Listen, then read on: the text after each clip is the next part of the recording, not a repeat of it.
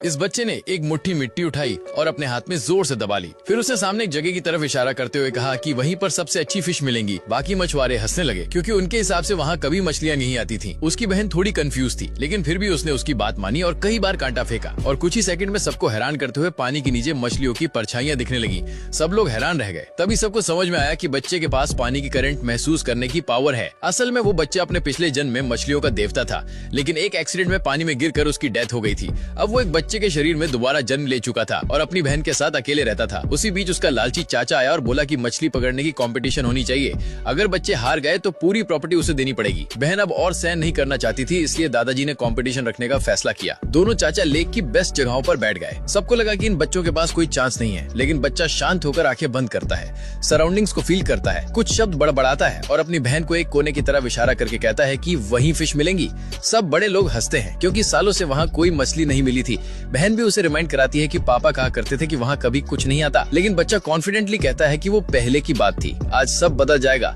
बहन थोड़ी झिझकते हुए मान जाती है, लेकिन कई कोशिशों के बाद भी एक भी फिश नहीं आती। टाइम कम बचा था, इसलिए बहन जगह बदलना चाहती थी, लेकिन बच्चा तुरंत उसे रोक देता है। फिर वो एक अजीब सा मंत्र बोलता है। बहन को उसका मतलब उसी मोमेंट समझ आ जाता है और जब सब लोग उन पर हंस रहे होते हैं, तभी उनके चारों ओर का पानी मछलियों से भर जाता है। बाकी लोगों ने सोचा कि ये बस उसकी अच्छी किस्मत का नतीजा था, क्योंकि बच्चे के पास तो ज्यादा एक्सपीरियंस भी नहीं था। बहन खुद को रोक नहीं पाई और उससे पूछ लिया कि उसने वो जादुई मंत्र कहाँ से सीखा। बच्चा जवाब देने ही वाला था कि तभी उन्होंने एक मछली पकड़ी। जब उन्होंने देखा कि वो एक व्हाइट कार्प है, तो सब और जोर से हंसने लगे, क्योंकि उस मछली की कीमत बस कुछ डॉलर्स थी, जो कजन द्वारा पकड़ी गई ब्लू फिश और व्हाइट फिश के मुकाबले बहुत कम थी। जैसे जैसे वैल्यू का फर्क बढ़ता जा रहा था, बहन थोड़ा नर्वस होने लगी, लेकिन बच्चा आराम से उससे पूछता है कि क्या वो जीन ग्लिंगो की कार्प पकड़ना चाहती है या फिर ट्राई कलर स्टर्जन। बहन ने जैसे ही अपनी चॉइस बताई, बच्चे ने बताया कि बेट कैसे प्रिपेयर करना है। उसकी स्मेल इतनी तेज थी कि बहन को लगा उसने कुछ गलत कर दिया है, लेकिन बच्चे ने कहा कि यही सही स्मेल है जो काम करेगी। उसी वक्त लेक की करंट बदल गई। बच्चा तुरंत समझ गया कि बड़ा कजन अब एक जैम्बे कार्प पकड़ेगा, और सच में अगले ही ट्राई में कजन ने वो मछली पकड़ ली।